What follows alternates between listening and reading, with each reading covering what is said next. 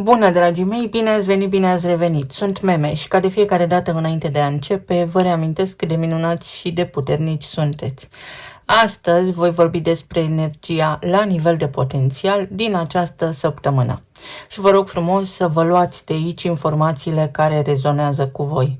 Vă mulțumesc pentru că faceți parte din comunitate, vă mulțumesc pentru toate mesajele la care, din păcate, nu am avut timp să răspund personal, dar le-am citit și le apreciez. Toate informațiile pe care le auziți aici au caracter informativ și sunt la nivel general, pentru că fiecare dintre voi are o hartă natală specifică, o experiență de viață unică și nimeni din această lume nu va reuși să țintească unul la unul, mulat pe situațiile voastre, ceea ce poate voi vreți să auziți. Și cu toate acestea vă încurajez să ascultați informațiile, pentru că am făcut niște analize intense asupra evenimentului de lună nouă din Berbec, care nu a fost doar o lună nouă din Berbec.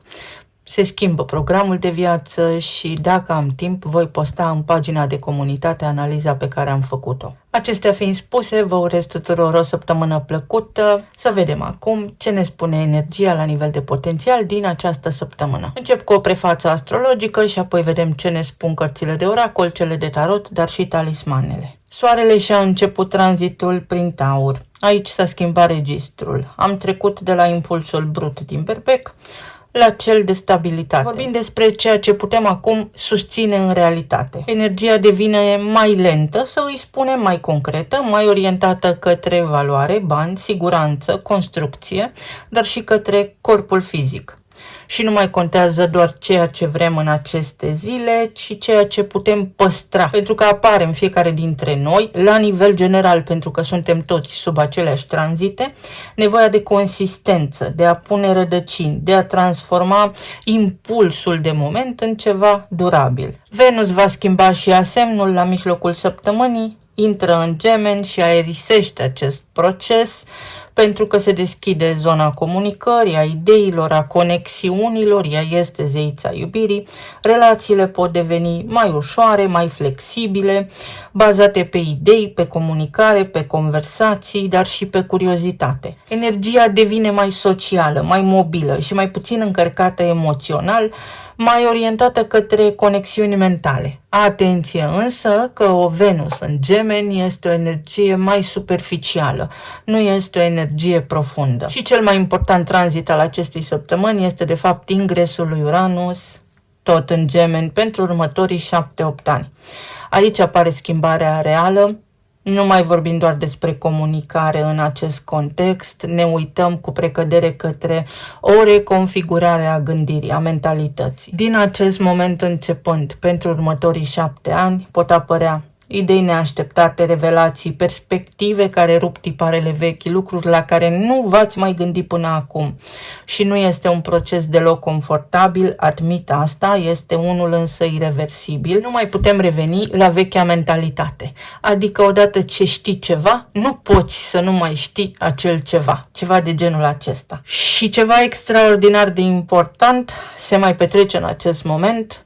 Venus își închide un ciclu de 8 ani. Iar acest lucru a reieșit din analiza pe care am făcut-o zilele trecute, pentru că ea a fost cea care a închis un ciclu de 8 ani, din 2018 până în 2026. Ceea ce s-a deschis în anul 2018 pe acest grad ajunge acum într-un punct de completare. Știți că eu analizez astrologia prin tipare, nu fac doar horoscopul zilnic, așa la nivel superficial și ieftin. Nu vorbim despre coincidențe. Perioada aceasta este de real folos și de maximă importanță pentru toți. Nimic din viața noastră nu este o simplă coincidență. Sigur că vorbim despre relații, bani și tot ceea ce înseamnă Venus. Ceva a început atunci, acum capătă claritate sau cere o formă foarte clară, o concluzie sau o redefinire. Voi încerca să postez materialul în comunitate pentru că este lung, pătrunzător și conține foarte, foarte multe informații care vă pot răspunde poate unora dintre voi la anumite întrebări, iar Venus a stat ca bază în această perioadă, în timpul evenimentului de lună nouă din Berbec, care este o instalare de nou program de viață. Și în toată această perioadă, pentru că există o fereastră între evenimentul de lună nouă din Berbec și intrarea lui Uranus în Gemeni, adică o fereastră de 9 zile, mai avem 6 la dispoziție. Este foarte, foarte important să înțelegi cine ești, ce iubești, ce deții, cum te poziționezi tu în această lume, pentru că dacă tu nu devii conștient de toate aceste lucruri, egregorul mentalului colectiv va lucra.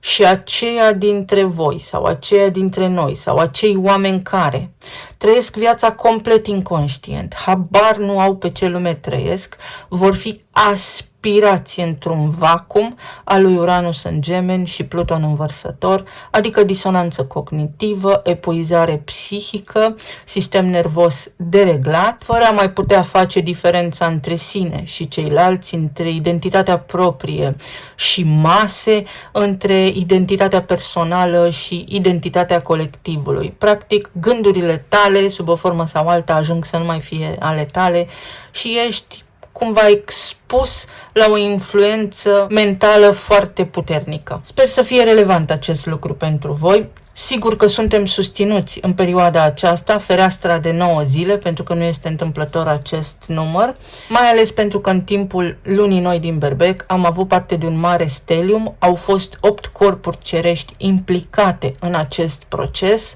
iar asta în plan real personal pentru fiecare dintre voi în parte poate însemna următorul lucru: situații care nu mai pot continua la fel, reacții care devin intense pentru că ating ceva real, ceva este acolo și are nevoie de atenția voastră, dar și de implicarea voastră. Poate apărea disconfortul care nu mai poate fi acoperit sau poate devine evident sau evidentă o situație, ceva nu este în regulă, este acea senzație, ceva se întâmplă și nu este în regulă. Și în această perioadă până când Uranus intră în Gemeni și chiar și după, dacă ceva este autentic, rămâne.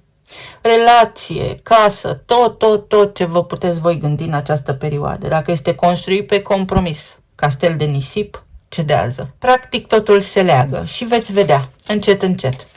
Și foarte important, închiderea de ciclu a planetei Venus din 2018 până acum, când, ca și coincidență, sigur că da, Uranus intra în Taur tot în acel an, iar Soarele era la același grad. Ia să vedem ce ne spune oracolul. Foarte interesant. Tăcerea este de aur sau și tăcerea este un răspuns. Vorbim aici despre înțelepciune și despre smerenie. Le arăt tuturor celor din jurul meu ce pot să fac fără să mă laud. Asta este înțelepciune. Tac și fac.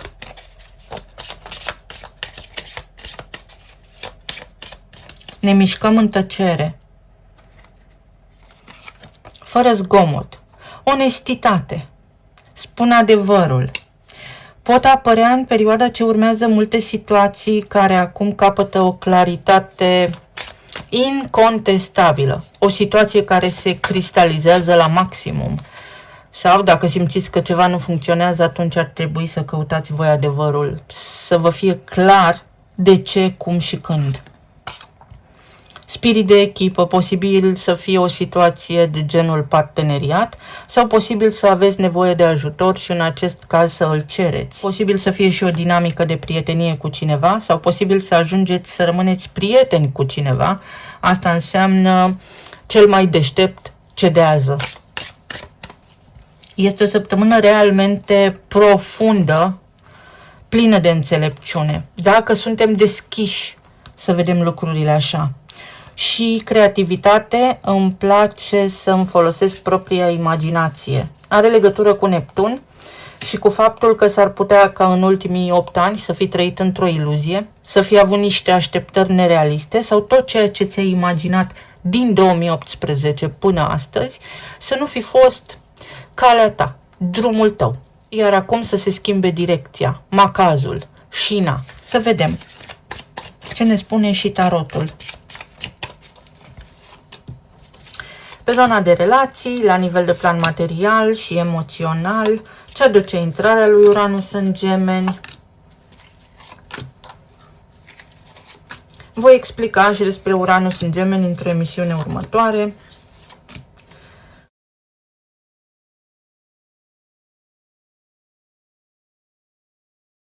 Hai să vedem. Pe zona de relații, uite, Pluton în momentul în care Venus era în aceeași poziție acum 8 ani, era în Capricorn. În acest moment Pluton este în Vărsător. Este schimbare de paradigmă. Egalitate, fraternitate, libertate. Asta înseamnă o închidere de ciclu care nu mai acceptă golul. În sensul că energetic se închide ceva pe zona de relații. Și veți vedea fiecare dintre voi în ce direcție vă duce această energie. Voi închideți un gol, cineva închide un gol, poate fi vorba despre o stare, despre o relație, despre un gând, despre un fel de a simți. Acolo unde exista multă anxietate, multă nedumerire sau acolo unde au existat minciuni, acolo unde a existat un refuz sau un de ce fără răspuns. În această perioadă, mintea se poate lumina dacă voi permiteți acestei energii să lucreze la nivel profund pentru a vă ajuta. La nivel concret, poate fi vorba despre un partener care s-ar putea să aibă provocări cu sănătatea în zilele ce urmează sau a avut recent provocări cu sănătatea și acum se recuperează. S-ar putea să fie vorba și despre niște situații care te-au pus la pământ, metaforic vorbind, în familie, în relație, în cuplu, unde a trebuit în permanență să lași de la tine, deci balanța nu a fost înclinată corect, iar acum ești absolut îndreptățit sau îndreptățită să culegi recolta, să pui cărțile pe față și să ceri adevărul pentru a se produce echilibrul de care ai nevoie. O situație se echilibrează cu sau fără voia voastră. Ideea este ce aveți de învățat sau ce învățați din asta. Poate fi vorba despre partenerii voștri de viață, despre persoanele de care v-ați despărțit, persoanele pe care le iubiți. Se aude un sunet, fix acum când am spus asta. Este mașina mea de spălat, care și-a terminat ciclul de spălare, iată. Deci ceva se spală, ceva se curăță sau cere să fie curățat. În altul preot, fix pe acest sezon al Taurului. Aici vorbim despre stabilitate. Lucrurile pe care le-ai început atunci ți-au oferit stabilitate sau au fost un impuls de moment? Sau au fost ciclice? Și acum contextul îți arată că trebuie să accepti asta și să mergi mai departe, pentru că viața are multe de oferit. Poate fi vorba despre o căsnicie, poate fi vorba despre maturitate care s-a produs în acest timp, poate fi vorba despre discuții, despre reconcilieri, despre negocieri în relațiile de parteneriate. Asta însemnând faptul că se pot evita niște conflicte, se pot încheia, se pot dezarma, la orice nivel, în orice sens. 8 de monede. Fiecare dintre voi va purta pe umerii săi propria responsabilitate. Vreau să facem lucrurile să funcționeze sau unul dintre voi vrea să discute cu celălalt, iar celălalt nu este disponibil, este de negăsit. Și aici vorbim despre persoane cu traume, despre persoane cu care poate ați avut o relație anterior sau o poveste de iubire. Voi simțiți că ați fost cumva predestinați, nu ceilalți, însă persoanele respective au ales stabilitatea, au ales confortul și siguranța. Iar acum se pot regla acele situații în sensul că vă luminați mintea și vă eliberați energetic pentru a putea merge mai departe. Mai pot fi situații pentru unii dintre voi în care relația se sudează. Relația devine și mai puternică sau acum se poate întâmpla să reușiți să rezolvați niște lucruri cu care v-ați confruntat în ultimii 8 ani sau niște lucruri pe care nu le-ați putut rezolva în ultimii 8 ani. Este foarte, foarte important acest lucru. La nivel de plan material, poate fi o perioadă de eliberare, poate fi o perioadă în care se sparge ghinionul, să spunem, sau o perioadă în care încep lucrurile să meargă mai bine, în luna ce urmează, în 2 luni de acum înainte, să fie o perioadă în care vă vin idei și știți ce aveți de făcut, vă puteți angaja. Poate fi vorba despre a vă cere un drept, poate fi vorba despre un nou colectiv la locul de muncă, poate fi vorba despre a-ți asuma meritul într-un context în care poate anterior era invizibil, în sensul că nu știa nimeni cât de capabil ești. Acum poți spune acel lucru pentru a primi tot ceea ce ți se cuvine. Pot fi și niște sume de bani pe care le primești. Poate fi salariul sau poate fi pur și simplu ajutor din partea unor prieteni, niște discuții care te scot din încurcătură, niște propuneri, niște colaborări. Turnul, o trezire bruscă la realitate, cu Uranus în Gemeni, și pajul de monede, timpul să faci ceva, timpul să acționezi. Este timpul să acționezi, să-și ceri drepturile, să mergi la un interviu, să te implici cumva activ la nivel de plan financiar în ceea ce privește bugetul tău, să poți să faci rost de mai mulți bani sau să fii mai stabil din punct de vedere financiar. Mai poate fi vorba aici despre un ajutor, ceva pe termen nedeterminat, un ajutor, niște bani în plus veniți sub o formă oficială, ceva de genul acesta. La nivel emoțional, Cavalerul de monede, Asul de cupe, 9 de monede și 3 de cupe.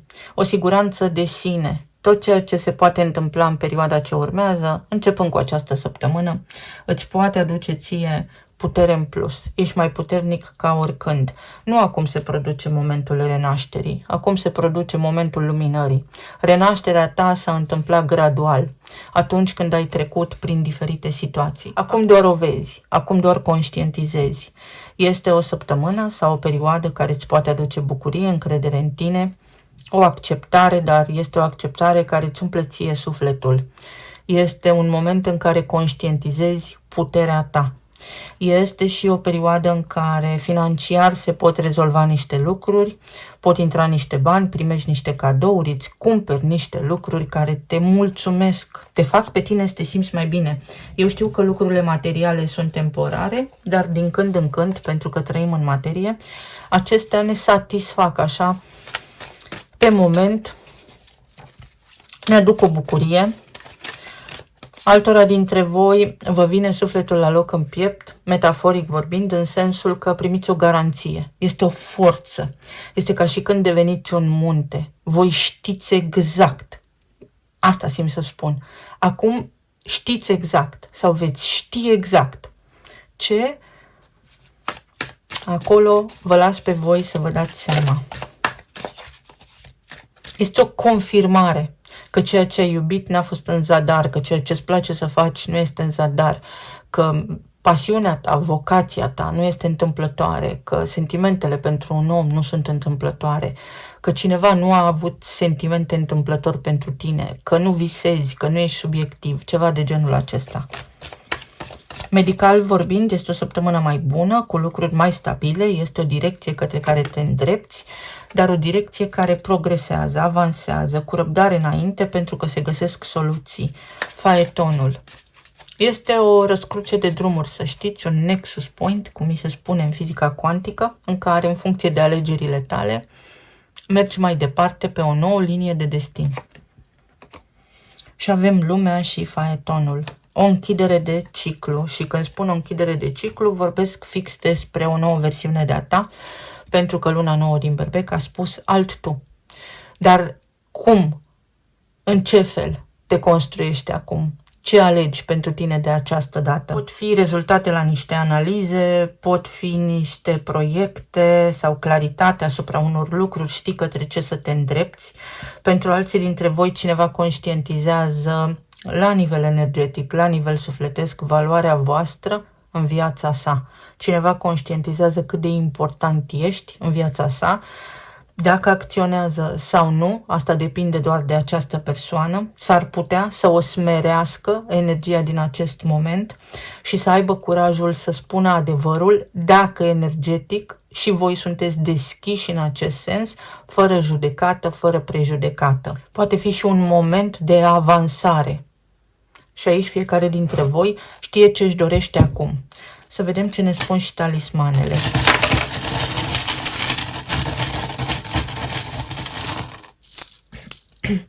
Nu este o săptămână ușoară, să știți? Nu ușoară în sensul clasic, energetic. Te iubesc. Unii dintre voi vă veți da seama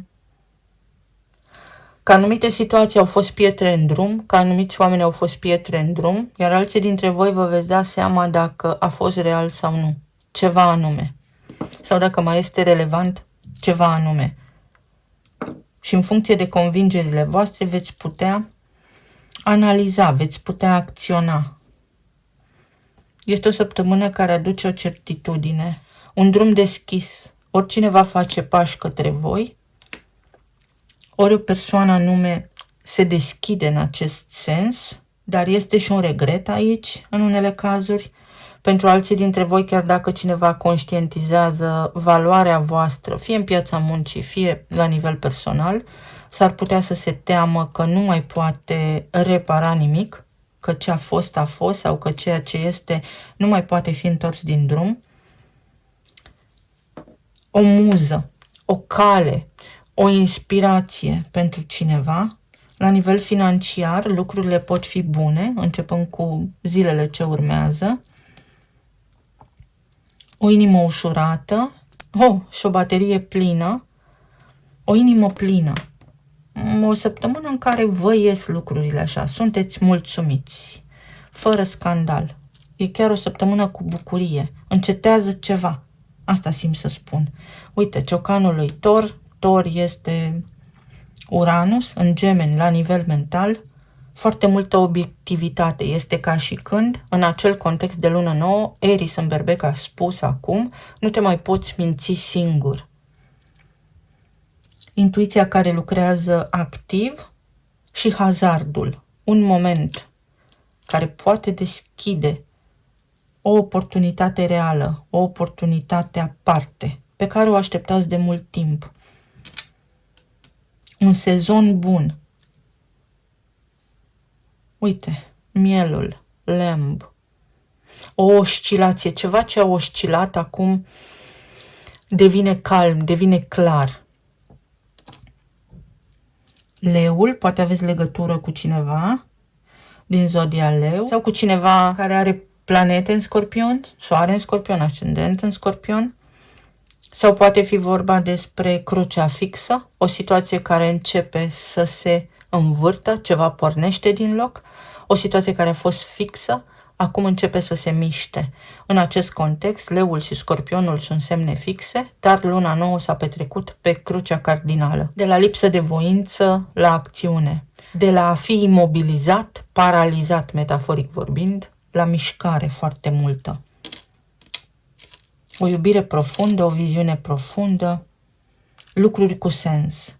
O cheie, lucruri cu sens. Un moment sincronizat și oportunități cu sens. Ia uite, 6 de bâte. Prin apreciere, prin ridicarea stimei de sine, prin încredere, să aveți încredere. Sau cineva vă cere să aveți încredere de această dată. Sau dacă vă întrebați să faceți, să nu faceți ceva, energia vă spune că puteți avea încredere în ceea ce simțiți. Inițialele sunt W, Z, E, H și O. Noroc, o potcoavă. Pântecul. Oul se sparge. Asta înseamnă că începe ceva și începe ceva foarte puternic. Pentru unii dintre voi foarte spiritual. În legătură cu cineva, cu persoana voastră de interes. Acolo unde ați avut voi o frustrare, o supărare, o amânare, o lipsă de răspuns, de claritate, un oftat.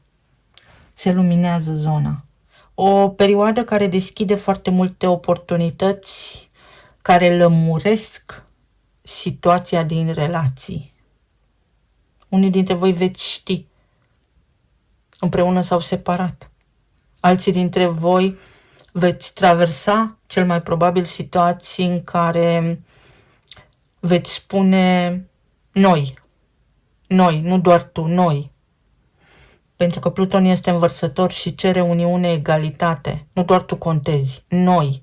Asta înseamnă că poate veți avea tendința să fiți mai puțin toleranți, dar sinceritatea voastră abruptă va șoca puțin persoanele de lângă voi, însă vă va aduce și claritate foarte multă. Dați de gândit cuiva.